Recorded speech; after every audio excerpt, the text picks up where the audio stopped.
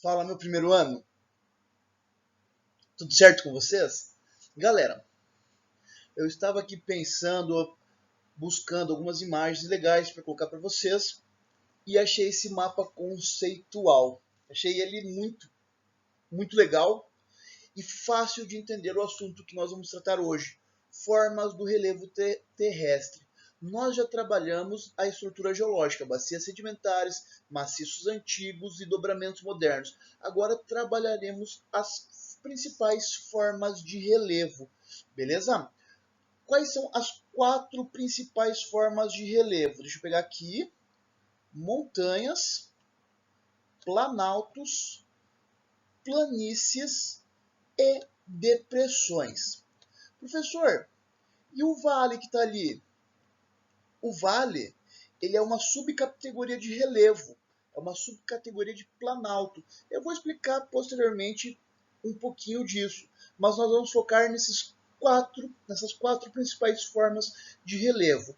Primeiro, aqui no nosso território, qual é o relevo que nós não temos? Montanhas. Não existem montanhas aqui no Brasil. Por quê, gente? Então vamos lá. Montanhas, como aqui no mapa conceitual está dizendo, são as maiores elevações do planeta. E elas ocorrem em áreas de instabilidade tectônica, com grande atuação endógena, ou seja, atuação interna. As montanhas surgem em áreas de intensa atividade tectônica, que não é o caso aqui no território brasileiro, porque nós estamos o quê? No centro de uma placa tectônica. Beleza? O topo das montanhas, ele é pontiagudo. Isso caracteriza que a atividade exógena, a ação das intempéries e a ação erosiva é pequena. Então, sempre que nós falarmos de montanhas, nós vamos estar nos referindo às maiores altitudes do planeta com características de topo pontiagudo. Isso significa que teve baixa ação erosiva, beleza? E é formada em áreas de instabilidade tectônica através da atividade tectônica. No Brasil, nós temos três tipos de relevo.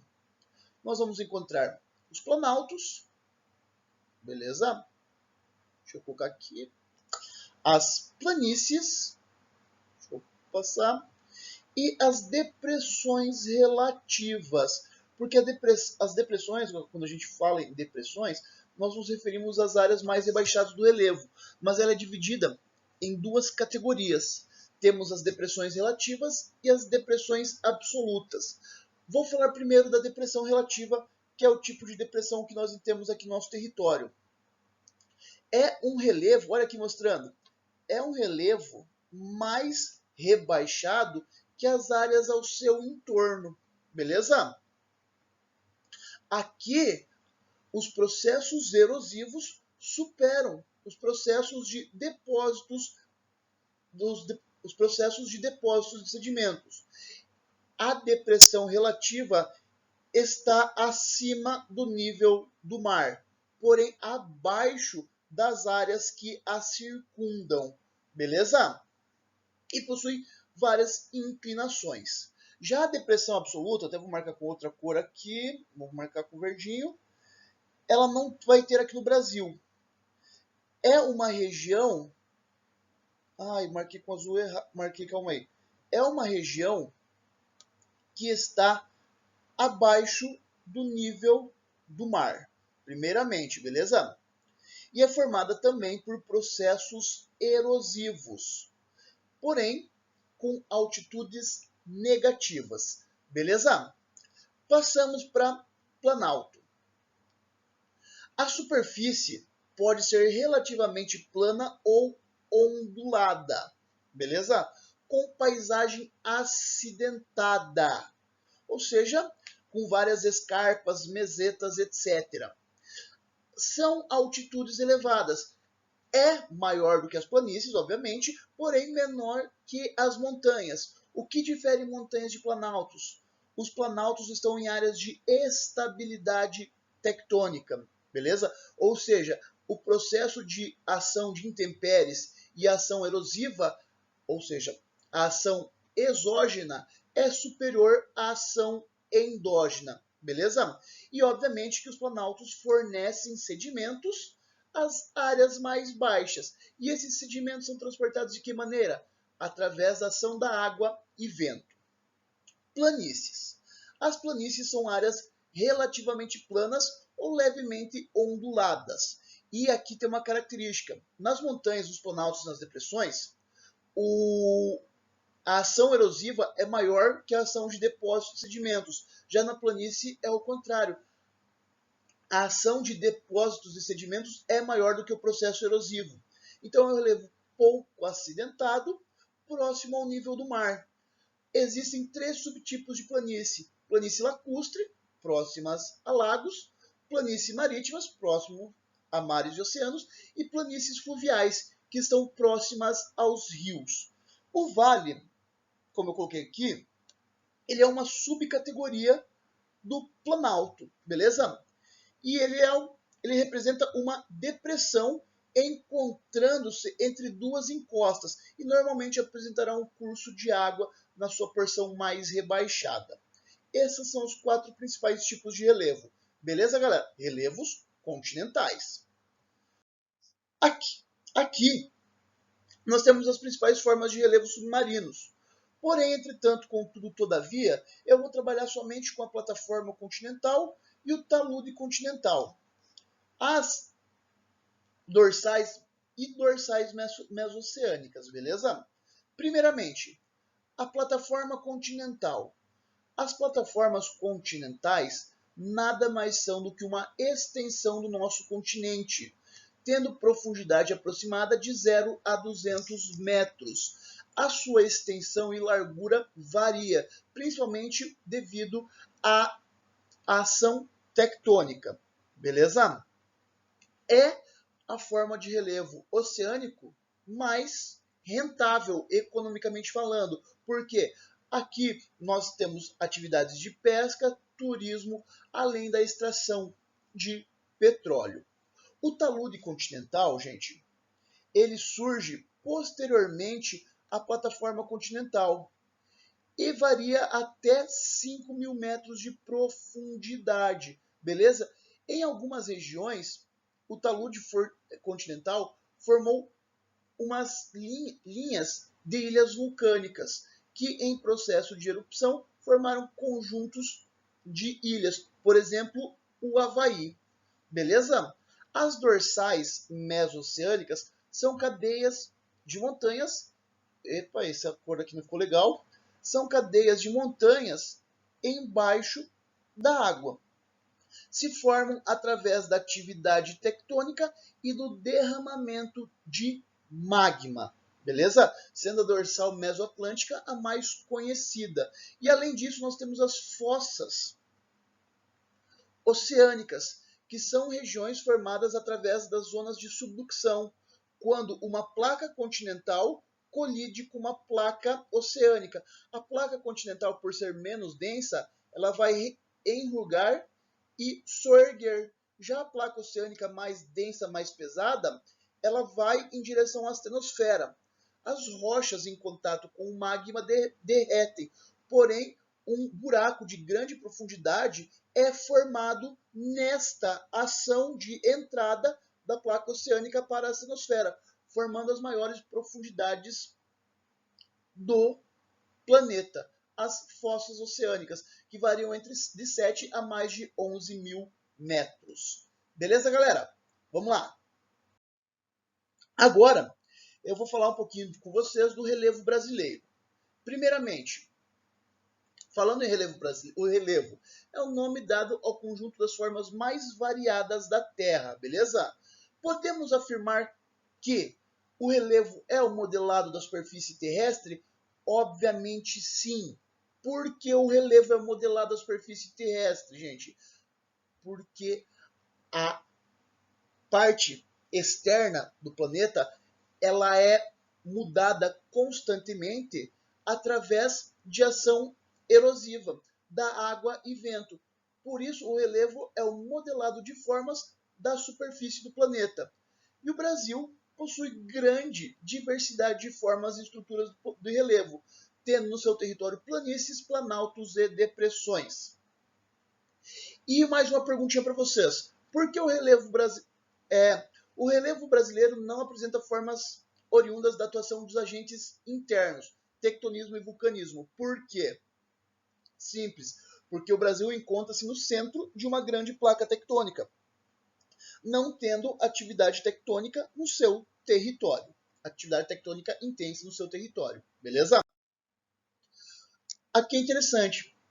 No território brasileiro, as estruturas são antigas e as formações. No território brasileiro, as estruturas e as formações litológicas são antigas, mas as formas do relevo são recentes. Ficou meio ruinzinha a minha linha, mas dá para entender, né? Por quê, gente? Porque aqui a gente tem o predomínio de maciços antigos. São relevos extremamente antigos que datam do pré-cambriano. Porém, o modelado terrestre, a superfície terrestre, as formas apresentadas, elas estão sendo ainda esculpidas por água e vento. Beleza? Relevo e estrutura geológica são conceitos diferentes. Sim, relevo formas da superfície terrestre. Estrutura geológica é a natureza das rochas que compõem o relevo. Quando a gente fala de bacias sedimentares, maciços antigos e dobramentos modernos, estamos falando de estrutura geológica. Já quando a gente fala de formas de relevo, estamos falando de planície, planaltos, depressões e montanhas.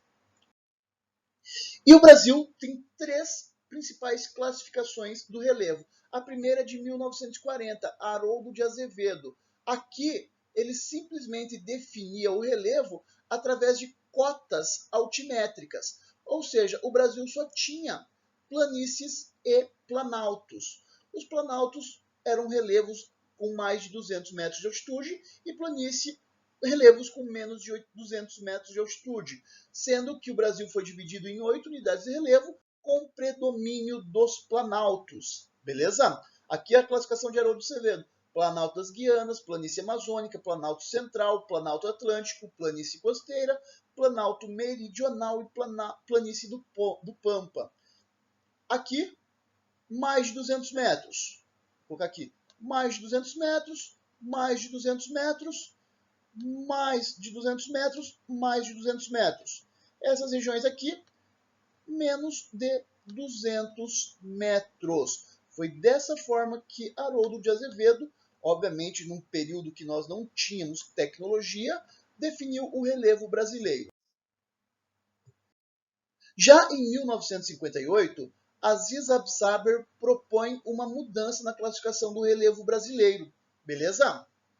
Só que aqui, qual que seria a mudança? Processos erosivos e processos de sedimentação. Planaltos seriam as regiões onde o processo erosivo era maior que o processo de sedimentação. E já as planícies seriam áreas onde os processos de sedimentação superariam os processos de erosão. Dessa forma, o Brasil passa a ter 75% do relevo composto por planaltos. Ok? Aqui está o relevo brasileiro, ó, Planalto Uruguaio Sul-Rio-Grandense, Planalto Meridional, Serras e Planaltos do Leste e Oeste, planícies costeiras, planícies do Pantanal, entre outros. A classificação utilizada até os dias de hoje é a de Jurandir Ross, que data de 1989. Ele realizou seu estudo tendo como base a atividade, os estudos de Aziz Absaber, além de análise de imagens entre 1970 e 1985 através do processo Radan Brasil. E ele classificou o relevo brasileiro usando 3 importantes fatores geomorfológicos: morfoestrutura, que é a origem, paleoclima, que é a ação antiga dos agentes climáticos, e morfoclima, que é a ação atual dos agentes climáticos. Aqui nós temos uma mudança bem significativa no relevo brasileiro, que além de planaltos e planícies, nós passamos a ter as chamadas depressões, beleza? As depressões relativas, ok? Não vou explicar novamente o conceito de cada uma, porém, em planaltos e depressões, os processos erosivos superam os processos de sedimentação. Já nas planícies, os processos de sedimentação superam os processos erosivos, beleza? E essa é a classificação atual do relevo brasileiro no estudo de Jurandir Ross. Nós temos, a partir de 1989, 28 unidades de relevo, dividida em planaltos, planícies e depressões. Aqui um mapa que ajudou o trabalho de Jurandir Ross, da altimetria do relevo brasileiro. E aqui algumas formas de relevo que nós estávamos falando, como o planalto se apresenta, como a depressão relativa se apresenta, a área mais rebaixada que o relevo ao seu entorno, as escarpas são esses paredões abruptos aqui, onde terminam os planaltos, e as planícies, áreas planas. Beleza, meus queridos? E aqui eu vou só passar para vocês os perfis do território, passando por planaltos, depressões, ou planaltos e planícies, beleza? E aqui uma explicação rápida de algumas subformas de planaltos. Por exemplo, escarpa, declive acentuado que parecem bordas de planalto. É gerado por movimento tectônico, beleza? Chapada é um tipo de planalto cujo topo é aplanado e as encostas são escarpadas. E os morros, em sua acepção mais comum, é uma pequena elevação do terreno, uma colina. Tanto que nós temos um domínio morflimático chamado de mares de morros, que são amamelonados, parecem meias laranjas. Beleza, meus queridos? Valeu, beijos, é isso!